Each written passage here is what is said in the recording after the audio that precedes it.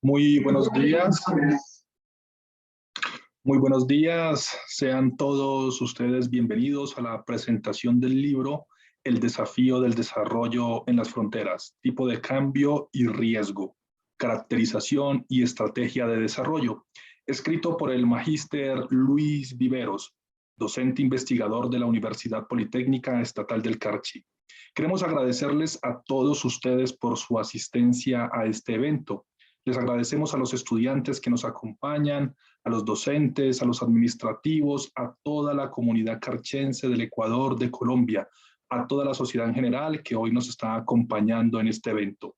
Hoy nos hemos reunido aquí para celebrar la aparición de esta nueva obra, que es el resultado del proyecto de investigación denominado Desarrollo Fronterizo Ecuador-Colombia, Provincia del Carchi, Departamento de Nariño, periodo de análisis 2017-2019, perteneciente al grupo de investigación Frontera Norte. Para empezar, vamos a cederle la palabra al magíster Marco Burbano, presidente de la Comisión de Publicaciones de la UPEC, para que, como autoridad institucional, nos dé las palabras de apertura y bienvenida. Adelante, profesor Marco Burbano, le escuchamos. Muchas gracias, estimado doctor Dubán. Muy buenos días con todos. La educación del siglo XXI exige cumplir con el parámetro del conocimiento, porque provoca profundos cambios de tipo social. Esta educación lleva a cumplir con la función de transmitir, difundir, compartir conocimientos, a fin de transformar esas funciones en el saber hacer a través de producciones científicas. Precisamente las publicaciones académicas en revistas científicas o en libros son la viva representación de la generación del conocimiento, proceso que constituye uno de los principales roles que debe cumplir una universidad. Si desde las universidades se publican libros que pueden ser leídos por otras personas, la educación superior estará cumpliendo con uno de sus objetivos: acortar la brecha existente entre el pensamiento académico y la realidad social, histórica y cultural de una sociedad, tal como lo describe Uribe. Una de las tareas primordiales que se debe o que debe como tal asumir la universidad es la relación con la generación de nuevo conocimiento, el que debe estar al servicio de la sociedad de la que forma parte, debido a que son estas entidades las que deben asumir la responsabilidad de generar e irradiar la vida intelectual de su comunidad académica. En la actualidad, nadie discute que el conocimiento se ha transformado en un factor determinante en el éxito de las sociedades, pues es el basamiento de la construcción social y de su correspondiente vertebración con todo el tejido social. Desde su surgimiento, las instituciones universitarias han tenido dentro del proceso de investigación la producción de libros de texto propios de la universidad como un indicador que las identifica por el papel que desempeñan y dentro de lo que es la docencia. En Ecuador, su mejoramiento constituye entonces una tarea de primer orden para alcanzar el perfeccionamiento de la gestión universitaria y responder a las exigencias y nuevas concepciones establecidas por los entes encargados de la acreditación, supervisión y regulación de la educación superior. En coherencia con la perspectiva del sistema de investigación, desarrollo e innovación, la unidad de publicaciones promueve y desarrolla estrategias encaminadas a aprovechar las capacidades y potencialidades del claustro docente de la UPEC, sin dejar de lado la valiosa participación del resto de integrantes de la comunidad universitaria, y a través de procesos y procedimientos que cumplen con los más altos estándares de rigurosidad, se dan a la luz valiosos aportes documentales que son puestos en conocimiento de la culta ciudadanía en general. La actual gestión apoya de manera integral el trabajo coordinado de sus funciones sustantivas y a través del uso eficiente de los recursos propicia acciones trascendentales como la generación de productos científicos y académicos de alto impacto, visibilizando y poniendo de manifiesto el impacto de la UPEC en la generación del conocimiento y en la búsqueda de mejores días para nuestro país, la región y el mundo. Sean todos bienvenidos a esto, que es parte de muchas otras socializaciones de los diferentes productos de investigación de nuestra querida comunidad universitaria. Muchas gracias. Muchísimas gracias, profesor Marco Burbano, por sus palabras de bienvenida como presidente de la Comisión de Publicaciones de la UPEC. Muchísimas gracias por destacar el valor de la socialización, de la difusión, de la promoción del conocimiento. Vamos ahora a escuchar a un especialista en materia económica para que nos haga un comentario analítico e interpretativo del libro que hoy nos convoca a este evento, El desafío del desarrollo en las fronteras, tipo de cambio y riesgo, caracterización y estrategia de desarrollo. Se trata del doctorando Paul Cueva Luzuriaga, quien ha realizado estudios de economía, administración de empresas y es doctorando en ciencias económicas por la Universidad Nacional de Córdoba en Argentina. Adelante, profesor Paul Cueva Luzuriaga. Le escuchamos. Bueno, muchísimas gracias. Muy buenos días con todos. Un saludo cordial a la distancia, Luis. En primera instancia, felicitando el hecho de plasmar investigaciones con data de información primaria y secundaria valiosas y que pueden servir como línea base para la toma de decisiones en política pública, tanto a nivel nacional como descentralizada. Recordando que nosotros tenemos desde el 2012 el COTAD, el principio de la descentralización en los 3 niveles de gobiernos. Pues bien, el documento en sí, el libro en sí, tiene un parangón muy importante dentro de lo que es la normativa y de la parte técnica al relacionar lo que es el tipo de cambio configurado entre lo que tiene que ver en el territorio ecuatoriano y el territorio colombiano. Si bien es cierto, el nivel de productividad es distinto por situaciones de orden cultural, coyuntural, etcétera, ¿sí? Hay una afección totalmente exhibida en lo que corresponde al desarrollo de una de estas dos localidades, es decir, tomando en consideración la frontera norte y la frontera sur. El hecho de que el tipo de cambio se presente en este aspecto de orden dinámico económico, lo que refleja es de que los costos de producción al interno del territorio ecuatoriano son mucho mayores. Y es evidente, el tipo de cambio en el caso de nosotros es una igualdad de 1-1, en virtud de que estamos totalmente dolarizados y dependemos de una política monetaria internacional, es decir, no tenemos política monetaria.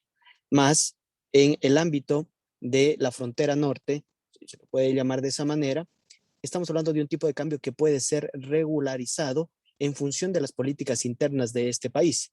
Y ello hace de que dé como resultado una desvalorización tal vez al momento de tratar de generar competitividad dentro de lo que es la balanza comercial. Es decir, una disminución totalmente negativa en lo relacionado a Ecuador respecto a nuestro vecino de Colombia. Pues bien, ¿qué es lo que demuestra esta investigación? Algo muy importante: cómo generar polos de desarrollo con evidencias de dolarización que no son el flujo constante favorable para el país. Y es aquí donde el magíster Luis Vivero propone ciertas iniciativas que son muy importantes y además de eso hace una profunda retrospectiva en el sentido de que las estadísticas, si no son favorables al mediano y al corto plazo, ¿sí?, no van a ser fructíferas a largo plazo. Es decir, estaríamos hablando de un subdesarrollo en esas localidades. Y ello hay que imponer ciertas políticas de beneficio que tiendan que ir en favor de un modelo de equidad territorial que hay que mencionarlo. Tal vez en un próximo libro Luis lo tomará y lo configurará, creo que estoy seguro de ello, del modelo de equidad territorial que permite la transferencia de recursos a localidades descentralizadas. Y me refiero a esto de que hay que darle un empoderamiento, en este caso, a dichas localidades para que puedan sobresalir, es decir, polos de desarrollo con nuevas políticas, es decir, una nueva ley de desarrollo fronterizo que debería de tomarse en consideración. Caso contrario, en este estilo de estadísticas dado por el investigador, estaríamos reflejando de que hay una decadencia en el largo plazo. Ahí hay consecuencias lesivas, no solamente para la sociedad en sí, sino para el círculo virtuoso productivo interno del Ecuador en la frontera norte. Y no estoy hablando de que hay que generar una competencia desleal o hay que ir en contra de la competencia que generan nuestros vecinos del norte. Es más bien, lo que tendríamos nosotros que hacer es complementarnos a esa idea de productividad, traspasando las fronteras y siendo más proactivos al momento de articular ideas de productividad. Entonces, recordando algo muy importante que lo menciona, modelos de productividad, modelos organizativos económicos de productividad, ya conocemos que es el privado, el público, el mixto, pero también deberíamos de considerar el asociativo.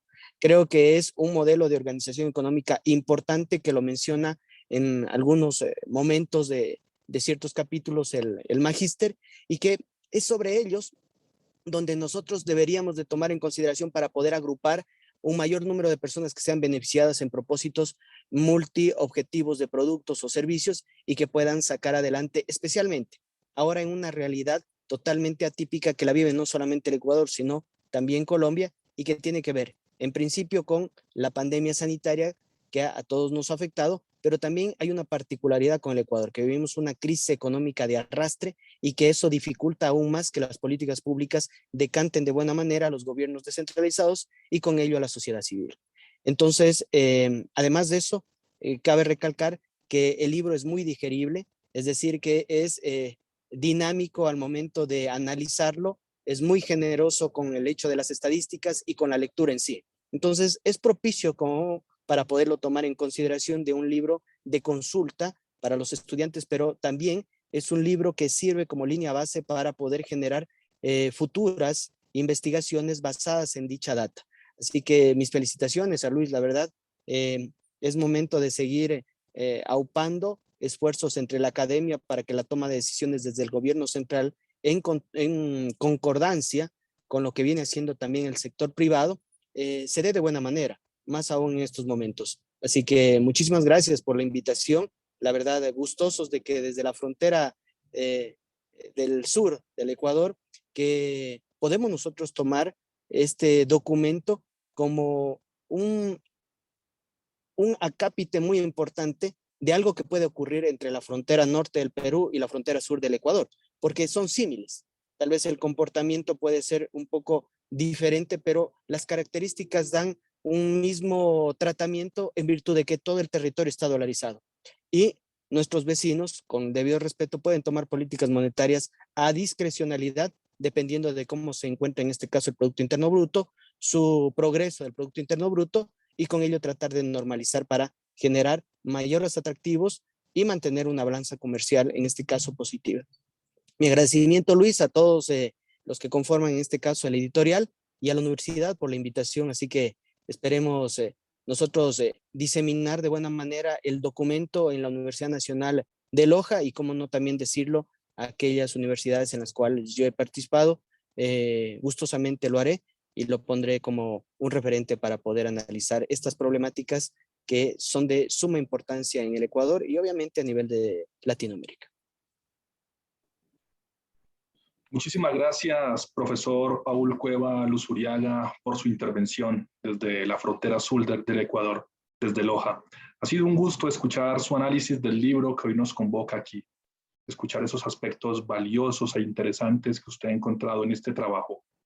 Vamos ahora a escuchar al protagonista de este evento, al autor del libro, al profesor Luis Homero Viveros Almeida, quien es licenciado en Administración de Empresas, ingeniero comercial, diplomado superior en Educación Superior y magíster en Administración de Empresas MBA, con mención en Negocios Internacionales, todo por la Pontificia Universidad Católica del Ecuador, y además es diplomado en Pensamiento Complejo por la Multiversidad Edgar Morin. Adelante, profesor Luis Viveros, le escuchamos. Muchas gracias, estimado Duan. Un gusto saludarles, Marquito, Paul, todos los invitados que están por acá. Muy agradecido por el apoyo institucional, el apoyo de nuestras autoridades para poder socializar como parte de nuestra responsabilidad social como funcionarios públicos, como docentes universitarios y como la misma Universidad Politécnica Estatal del Carchi con su entorno. Gustosos, decía, de socializar este producto del proyecto de investigación, desarrollo fronterizo Ecuador-Colombia. En este contexto de, pues, nuestra realidad de frontera con Colombia y las relaciones comerciales entre Tulcán e Ipiales, ¿no?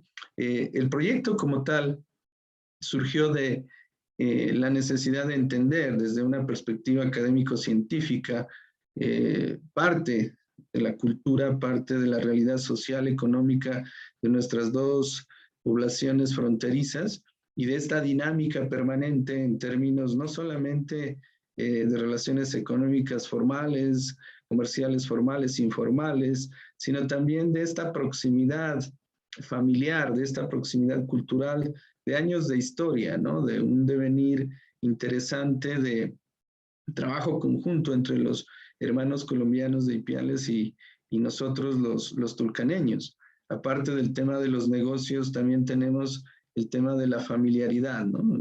Cualquiera que sea de Tulcán puede entender que siempre se habla de los parientes colombianos, siempre se habla de los orígenes colombianos, igual el trato y siempre el respeto mutuo, pero esas relaciones dinámicas son interesantes mirarlas también desde esta perspectiva académico-científica, ¿no? Paulo mencionaba, y creo que de una manera muy adecuada, ¿sí? Cuando decía, ¿no? El tema de las realidades de la frontera, ¿sí? Las podemos analizar en una perspectiva diferente tal vez a las realidades del centro, ¿no?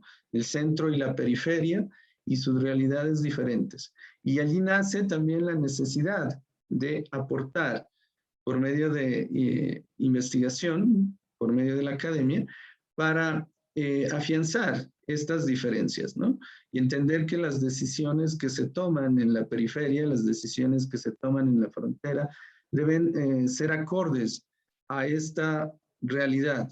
Tal vez un tanto reiterativo, pero entendemos que en el contexto tal cual se encuentra Tulcán, la provincia del Carchi, desde la perspectiva productiva, entendiendo que las principales actividades productivas de la provincia y del cantón se centran en la parte agrícola, pecuaria, el tema del transporte y especialmente el comercio también, ¿sí?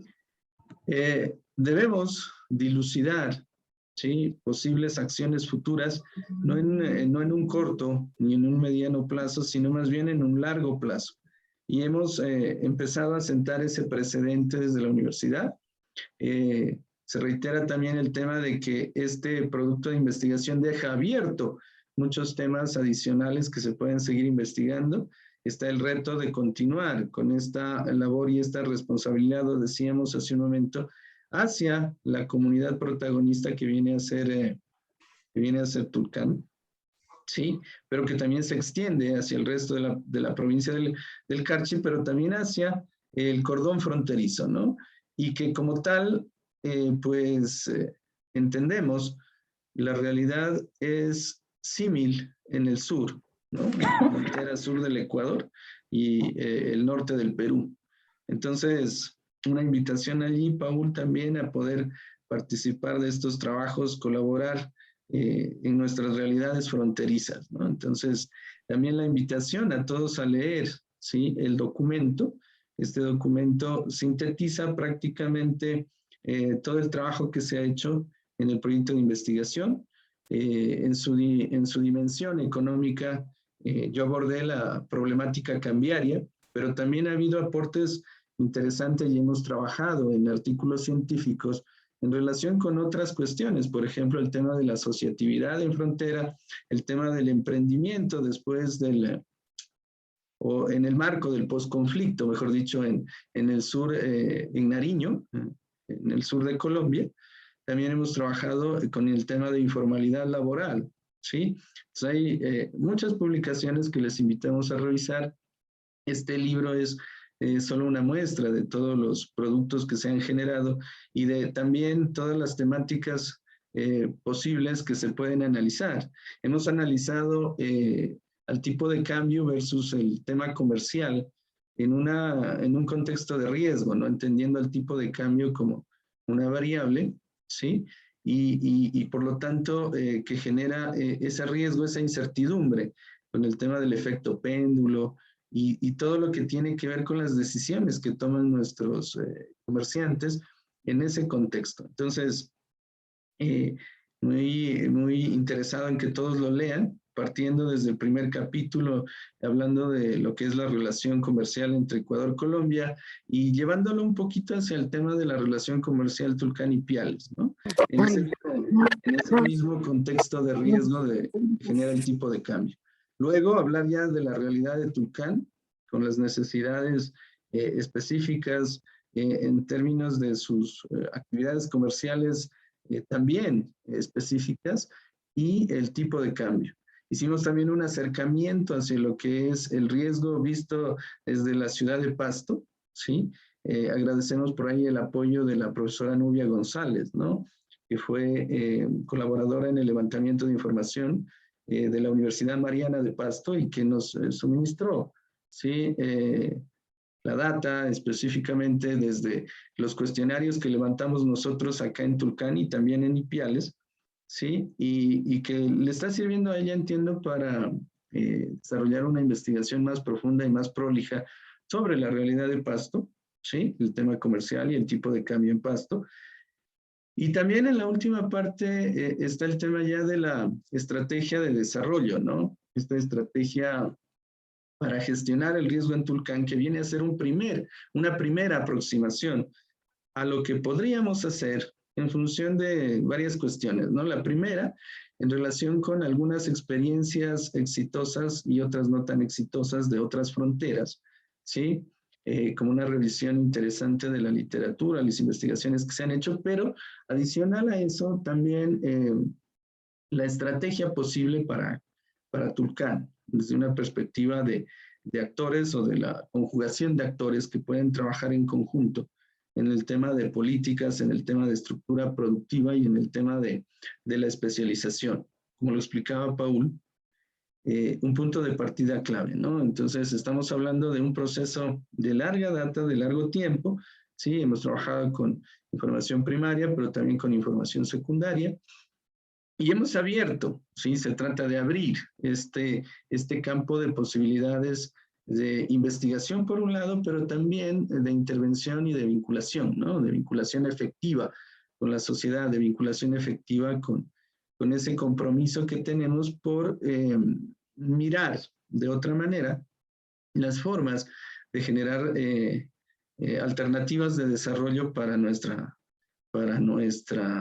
comunidad, para nuestra región, ¿sí? Agradecer también parte aquí el apoyo con información de la magíster Verónica García, ¿sí? Nos ayudó mucho. Ella lideró la investigación en temas de asociatividad, ¿sí? Y pues nos facilitó información que nos sirvieron para construir en cierta manera esta estrategia para el desarrollo, ¿sí? Un agradecimiento también muy, muy profundo para mi amigo, que fue mi estudiante aquí en la Universidad Politécnica Estatal del Carchi, Fernando Salazar, ¿sí? Que se ha convertido en un consultor independiente, que tiene una buena trayectoria de trabajo, pues, y que también nos apoyó en este proceso, ¿no? Entonces, ¿qué quiero decir? También el agradecimiento a las autoridades de la universidad, este compromiso por socializar, por llegar a los actores sociales, políticos, privados, ¿sí? Porque sin estos apoyos no es posible hacer investigación, ¿no? A veces se habla mucho del tema de la soledad del investigador en las noches, en las madrugadas, cuando se escribe, cuando se reflexiona, ¿sí? Y se trabaja en estos productos investigativos, pero detrás de esa soledad, entre comillas, está un equipo de gente muy comprometida, un equipo de trabajo muy comprometido. Aquí agradecemos al Centro de Investigación y Transferencia Tecnológica, a la cabeza el estimado Marquito Urbano, ¿no? Al profesor Duván Ábalos, que nos han apoyado también, ¿sí? Y a todo el equipo de trabajo que ha estado detrás, ¿sí? Entonces, les invitamos a leer este libro. Está en digital, es gratis, lo pueden bajar, ¿sí?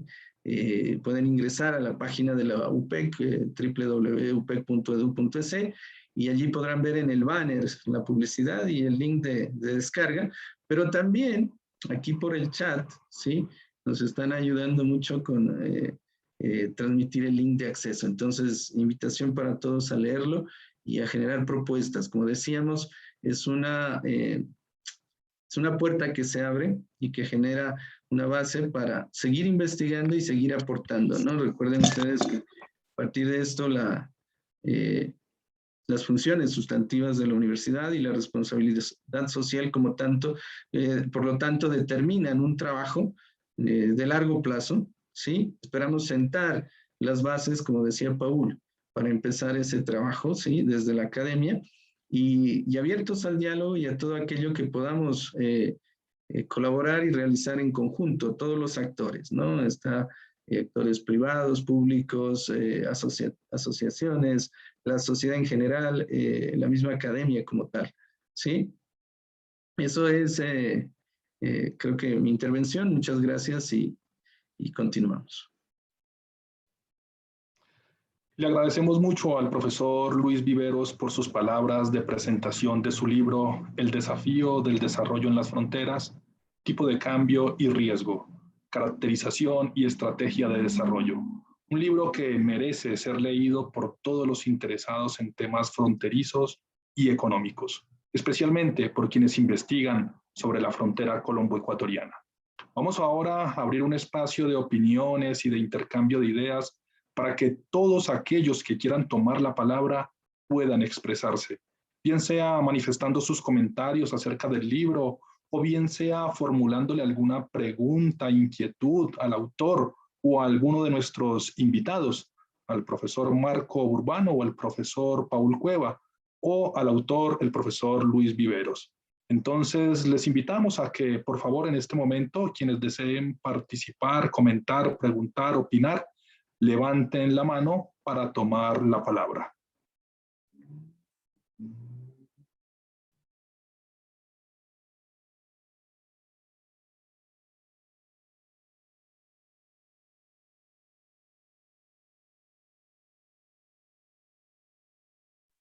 Muy bien, tenemos aquí al compañero Israel Chumapi Ayui. Adelante, Israel, tienes la palabra. Muy buenas tardes, ¿me escuchan? ¿Me escuchan? ¿Aló, me escuchan? Sí, ahí te escuchamos. Muy buenos días, estimados con todos. Muchísimas gracias, estimado Luis. Me interesó mucho su publicación, aunque me dan unas dudas con respecto a lo que mencionó con el levantamiento de información, tanto en Ecuador como en la zona fronteriza con Colombia. Y al ver la publicación que tenemos, que la publicación que se hace de una perspectiva meramente de Tulcán, más veo un poco papel en la estrategia de riesgo para la zona colombiana. La primera pregunta es con respecto a la cuestión del levantamiento de información de patentes y a la del comercio, la del comercio exterior. ¿Cómo hicieron el cálculo o cómo fue el análisis con respecto a las patentes que ya están reconocidas, al tipo de cambio reconocido en comparación a lo que no se puede levantar información con respecto a lo del comercio informal y tipo de actividades que no son tan registradas con respecto a la salida de capital? ¿Cómo analizaron esa información? Bueno, gracias. Básicamente, les decía, este libro es una parte de un sinnúmero de publicaciones que se han realizado. Pueden revisar el libro que se sacó en el 2019 sobre tipo de cambio, donde se muestra un poco más la realidad de Ipiales en términos de las percepciones de los comerciantes, ¿no? Entonces, se complementa también con otras investigaciones y otros artículos científicos donde hablamos en mayor grado, ¿sí?, de cuál es la situación comercial frente al tipo de cambio en Ipiales, especialmente, ¿no? Aquí recogemos una parte que es el tema de Pasto, ¿sí?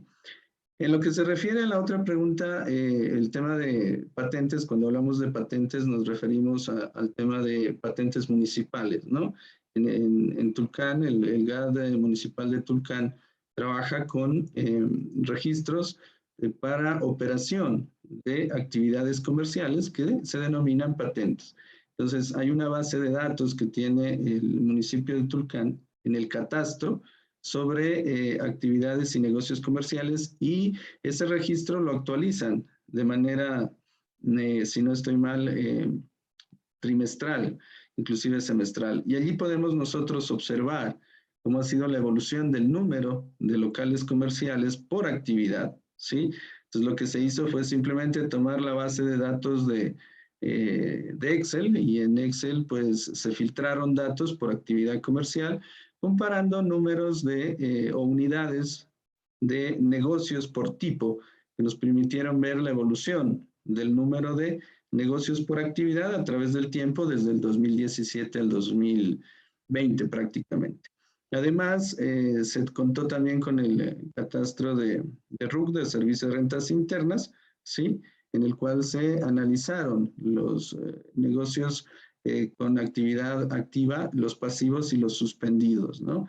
En ese sentido, básicamente análisis de data secundaria obtenida de las bases de datos, tanto del GAT municipal de Tulcán como del Servicio de Rentas Internas, ¿sí? Esto en comparación con la data oficial del tipo de cambio, pesos colombianos versus dólares americanos, ¿no?, que es la moneda que se maneja en Ecuador. Esto nos permitió realizar análisis correlacionales, ¿sí?, para verificar en una primera instancia el tema de la existencia de relación entre el número de actividades comerciales por número de negocios abiertos y en funcionamiento, y el tipo de cambio referencial oficial en los mismos años que se está comparando, ¿no? Básicamente así lo podríamos resumir, pero pues ya en el contraste le pediría que por favor lo lea el libro y lo analicemos, ¿no? Como tal, es un punto de partida, ¿no? Pueden intuirse muy bien que existen algunas otras variables o muchas otras variables que no se han analizado, pero lo que queremos dejar es ese precedente, ¿no? O sea, a raíz de la publicación, entender qué otras variables pueden analizarse y continuar con la investigación. Por ejemplo, ustedes podrán encontrar, ¿sí?, que básicamente hay algunas actividades comerciales que no se relacionan mucho con el tipo de cambio, ¿no?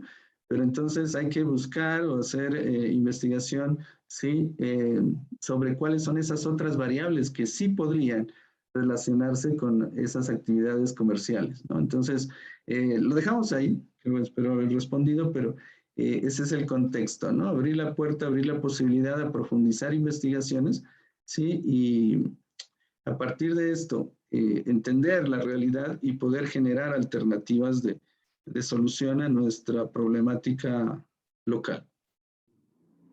Le agradecemos mucho a Israel Chumapi por su participación y su pregunta, y al profesor Luis Viveros por su respuesta. Fernando Salazar nos escribe en el chat lo siguiente: felicidades por el trabajo. Acá una inquietud. ¿Existe la posibilidad de que Tulcán vuelva a tener un tiempo de bonanza como en los años 97 y 98? En caso de ser afirmativo, ¿cuáles serían esas condiciones que apoyen tal escenario? Adelante, profesor Viveros. Bueno, hay que entender que en los años 97-98 se manejaba todavía la moneda ecuatoriana, ¿no?, nuestra moneda propia, el sucre, ¿no? Y esto determinaba una,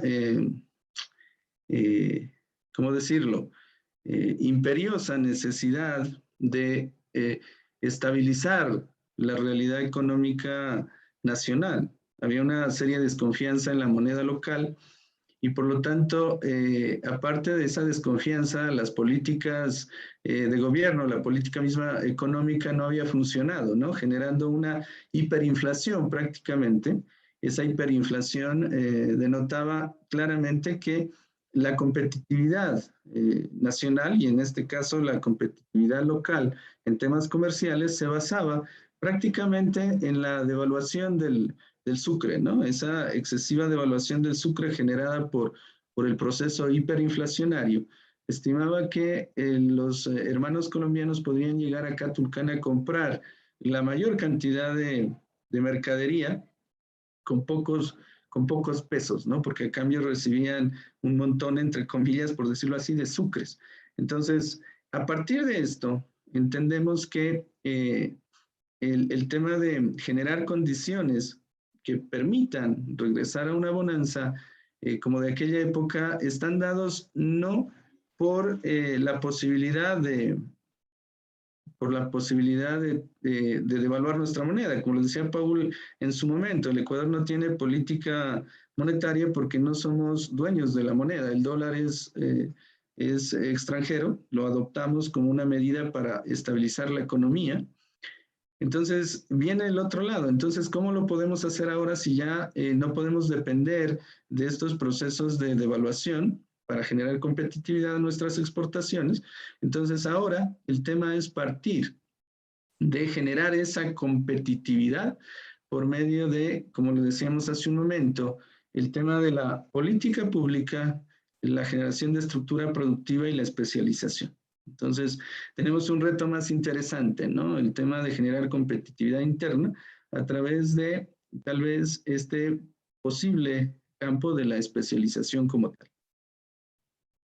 Muchísimas gracias a Fernando Salazar por la pregunta que realizó a través del chat. Tenemos levantada la mano de Israel y tenemos una pregunta en el chat. Vamos a formular las dos, profesor, en una sola tanda para que usted las pueda asociar. Voy a leer la pregunta que tenemos aquí en el chat de parte de Ana Belén Aguilar y luego le daremos la palabra a Israel para que también formule su inquietud. Dice Ana Belén Aguilar, felicitaciones, magíster, por su trabajo. Magíster, ¿usted considera que la reactivación económica de la ciudad también depende en cambiar nuestra cultura de consumo y valoración del producto nacional? Eso nos dice Ana Belén Aguilar. Ahora le damos la palabra a Israel. Adelante, Israel. Sí, mi respuesta es con respecto al efecto péndulo y a la devaluación de la moneda, tanto del Ecuador como de la parte colombiana.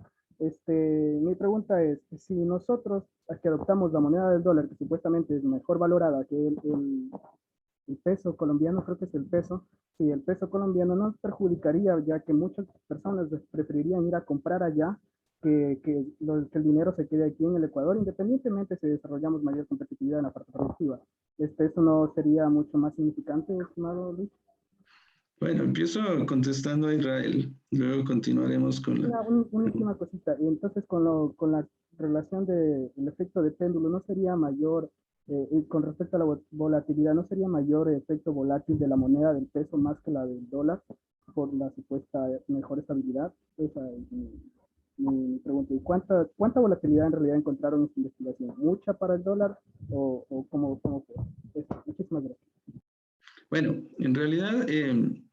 la tendencia del tipo de cambio desde que se empezó el análisis mostraba un efecto de apreciación del dólar y básicamente depreciación del peso, ¿no? Entonces, es normal que en temas de frontera esta volatilidad o este efecto péndulo lleve la corriente del comercio formal e informal a uno u otro lado, dependiendo de cómo la población desde su poder adquisitivo, ¿no? Entendemos que si una moneda se deprecia frente a otra, el poder adquisitivo de la población en la cual se aprecia la moneda es mayor, ¿sí? Y por lo tanto puede comprar más. Entonces, ese efecto péndulo es normal en las fronteras.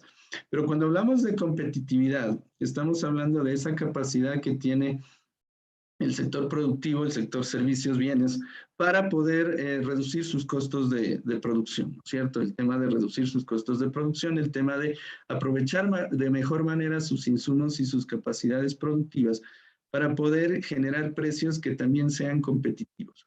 No basado en esta estructura ficticia derivada de las devaluaciones o de las políticas económicas que pueden derivar en devaluaciones monetarias para favorecer las exportaciones, que funciona.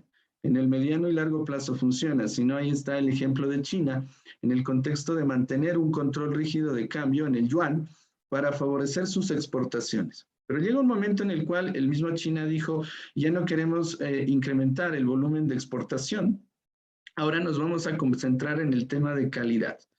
Entonces, la misma China llegó a esa conclusión. Está bien, por un momento, generar ventas, incrementar exportaciones, favoreciendo la reducción de costos. Entonces, China aprovechó mucho el tema de las economías de escala a través de la curva de experiencia y demás, y logró reducir sus costos variables unitarios y generar una venta de bienes a nivel mundial a precios bajos, ¿no es cierto? Creo que fue entre más o menos 2012, 2013, que China superó a Alemania en el tema de exportaciones mundiales. Se convirtió China en el primer exportador, perdón, de mercaderías a nivel mundial. Pero esto no se puede sostener mucho en el tiempo, ¿no es cierto? Entonces viene la otra parte. Entonces, basamos nuestra competitividad en el tema de el diferencial cambiario a través de la devaluación de moneda, o basamos nuestra competitividad en el mejoramiento de nuestros sistemas de producción y por lo tanto en el afianzamiento de varios aspectos como por ejemplo la calidad del producto y la reducción de costos. Y claro, China está trabajando mucho en eso, ¿no? Entonces, desde esa perspectiva, el tema de entender, ¿sí? La política económica y de ese derivado de la política económica, entender también cómo podemos generar competitividad a partir de la iniciativa privada, ¿sí? Con el apoyo de varios sectores estratégicos, que es lo que necesitamos por acá, determina también esa posibilidad de hacer las cosas de diferente manera.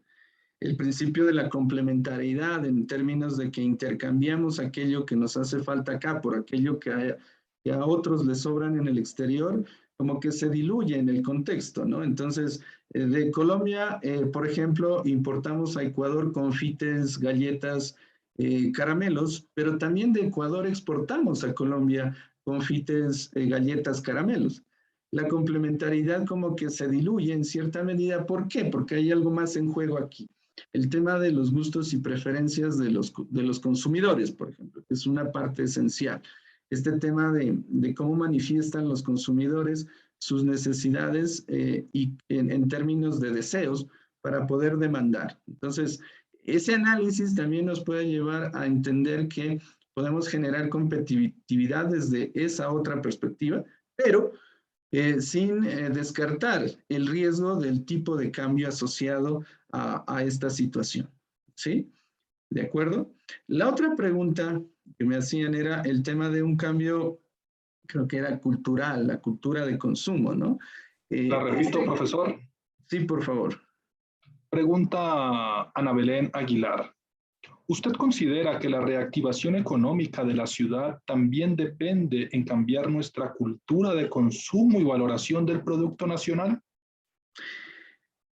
A ver, ahí hay una condición clave, ¿no es cierto? Habría que preguntarnos si la valoración del producto nacional en términos de consumidor, como percepción de uso o percepción de valor del producto, no satisface la expectativa. Significa que el producto nacional para el consumidor nacional tiene poco valor. En cambio, el producto extranjero, ¿sí? En términos de valor de uso, presenta un mayor valor, ¿sí? Entonces, hay que entender también que hace falta, por un lado, mejorar tal vez esa calidad o mejorar esa percepción de valor por medio de un producto mejor diseñado, por medio de un producto mejor conceptualizado, pero que también genere un mejor desempeño, ¿sí? Ese es un tema de competitividad, necesariamente, pero también es un tema de entender al consumidor como tal.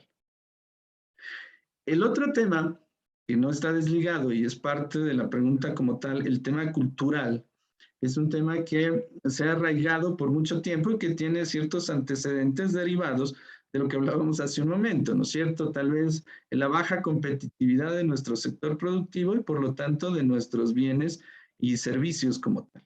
Entonces eso genera cierta desconfianza. También hay que entender que nuestro mercado, especialmente en la zona norte, es un mercado más de precios antes que de calidad. Empezamos por la conducta del consumidor en términos de que si usted tiene un mal servicio o recibe un mal producto, no estamos acostumbrados a presentar el debido reclamo o la queja para que nos sea repuesto tal vez el valor del producto, el valor del servicio, en términos concretos como la defensa misma del consumidor. Más bien lo que hacemos es dejar de comprar o evitar. Somos muy pocos los que hacemos estos reclamos que deberían ser efectivos, ¿no? Entonces, parte de la cultura de consumo está determinado porque nuestra producción interna de bienes y servicios no es una producción tan competitiva como lo esperaríamos. enfocados en términos de calidad y por lo menos igualar las expectativas de los consumidores. Entonces, ahí tenemos un reto muy interesante, ¿no es cierto? El ejemplo típico es aquel que siempre comparamos los que somos de Tulcán, en términos de que cuando estaba abierto el puente y usted iba a Colombia, usted iba a comprar una camisa, ¿sí? Pero al final, el tema de la atención y el servicio lo llevaba usted no solamente a comprar la camisa, sino a comprar 3, 4 camisas y llevarse varios vestidos, aparte de los zapatos y el cinturón y la corbata, que es muy diferente tal vez al trato que usted pueda recibir acá en la ciudad de Tulcán, en términos, hablando netamente comerciales. Entonces, cambiar la cultura de consumo, más allá de empezar a trabajar en eso, debería ser el tema de empezar a trabajar en cambiar la estructura productiva y generar mayor competitividad. ¿Sí? Esa competitividad que nos puede llevar a través de la especialización tal vez a generar nuevas opciones de productos y servicios que igualen por lo menos las expectativas de los consumidores. En un contexto muy dinámico donde las variables son diferentes, como les decía hace un rato, no es lo mismo la frontera que el centro. Los negocios especulativos en fronteras son claves, ¿sí? Y la cultura de las personas está en eso, ¿no es cierto? Esa cultura de la dinámica de frontera que nos lleva a comerciar aquello que está más barato aquí y lo podemos vender más caro allá, o está más barato allá y lo podemos vender más caro acá. Siempre en términos de ese riesgo que genera el tipo de cambio. Estas son situaciones que las podríamos conversar en muy largo tiempo y me voy a quedar solamente ahí con ese pequeño esbozo de lo que se podría hacer, ¿no? Hay muchas cosas más. Le agradecemos muchísimo a Israel Chumapi y a Ana Belén Aguilar por sus valiosas intervenciones. Sí mismo a usted, profesor, por su respuesta. Vamos a cerrar este foro de intervenciones con la siguiente pregunta que nos deja aquí en el chat Edgar Jiménez. Dice así: ¿la variable del Tratado de Libre Comercio que mantiene Colombia eleva el riesgo de desarrollo de Tulcán y de la zona de frontera? Hay que entender algo clave aquí, ¿no es cierto? Y parte de analizar los resultados que ha habido en los diferentes acuerdos y tratados comerciales entre varios países, ¿no es cierto? Yo solamente quisiera referirme al Tratado de Comercio entre los países del norte, y está Canadá, Estados Unidos y México. Y claro, viene el tema ahí, ¿qué tan bueno es? ¿Sí? ¿Qué tan buena es la apertura comercial? ¿Qué tan buena es el trabajar en estos acuerdos comerciales bilaterales, plurilaterales? Si Estados Unidos decidió poner un muro para evitar que los hermanos mexicanos pasen a Estados Unidos, ¿no? Entonces, tal vez haya que mirar el tema de comercio internacional desde una perspectiva más estratégica, ¿sí? En términos de entender que necesitamos mejorar la competitividad interna para poder competir en condiciones de libre mercado. El riesgo de la apertura necesariamente va a traer la apertura comercial, la apertura dentro del tratado del mismo acuerdo de la CAN, la decisión 399, va a traer ganadores y va a traer perdedores, ¿sí? Entonces, ejemplo, ¿qué tan fácil es abrir el tráfico del transporte internacional sin necesidad de realizar, ¿sí?, aforos o revisiones en frontera? Inclusive, ¿qué tan fácil es crear o que se ponga en funcionamiento el centro binacional de frontera sin la necesidad de que existan dos centros nacionales a uno y al otro lado, ¿no? ¿Qué tan fácil es eso, no? Entonces, siempre habrá estas pugnas y siempre habrá ganadores y perdedores.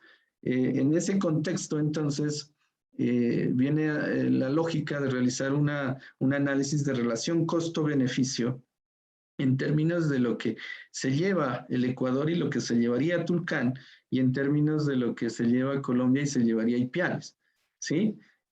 Son aspectos importantes que hay que investigar, que hay que dilucidar, y por eso es que dejamos abierta esta gama de posibilidades de estudios que se vuelve interesante y que se vuelve prioritaria inclusive para hablar de desarrollo local, de desarrollo provincial, regional e inclusive el mismo tema nacional. Muchísimas gracias, profesor Luis Viveros, autor del libro que hoy nos convoca aquí. De esta manera cerramos esta ronda de preguntas, comentarios, inquietudes. Quiero proceder ahora a leer algunos de los comentarios que nos han dejado en el chat. Diana Paredes dice, felicitaciones, magíster, un gran trabajo. Giselle Cárdenas, felicidades. Robert Pérez dice, un saludo a todos y sinceras felicitaciones por el aporte importante en esta obra al magíster Luis Viveros. Rodrigo Díaz dice, felicidades por un nuevo logro, magíster Viveros. Beatriz Villarreal dice, felicidades, magíster, por su obra, un libro que seguro deberá aportar alternativas de mejora binacional. Sandy Toapanta dice, felicidades por su nuevo logro, magíster Viveros. Tania Valencia, felicidades, magíster. Erika Realpe dice, felicitaciones, magíster Viveros, éxitos siempre. Félix Wilmer Paguay dice, felicitaciones. Gabriela Cuadrado dice, muchas felicidades, un excelente aporte. Natalie Chamorro dice, muchas felicidades, magíster. Gustavo Terán dice, felicidades, Luchito. Kevin Arellano dice, felicidades por el trabajo. Verónica García dice, felicitaciones, excelente trabajo, un aporte importante para nuestra zona de frontera. Estas son las personas que nos han dejado mensajes a través del chat. Hemos llegado así al final de la presentación del libro El desafío del desarrollo en las fronteras, tipo de cambio y riesgo, caracterización y estrategia de desarrollo, escrito por el magíster Luis Viveros, docente investigador de la Universidad Politécnica Estatal del Carchi. Queremos agradecerles mucho a las personas que nos han acompañado en este evento. Muchas gracias a todos por su tiempo, por su asistencia, por su presencia, por sus ideas y sus aportes. Asimismo, queremos agradecerle a los profesores Marco Burbano y Paul Cueva Zuriaga por sus participaciones. Y muy especialmente queremos agradecerles al profesor Luis Vivero por entregar este valioso aporte académico e investigativo a la sociedad. Muchísimas gracias a todos. Que tengan un excelente día. Buen día, muchas gracias a todos. Buen día con todos. Hasta luego.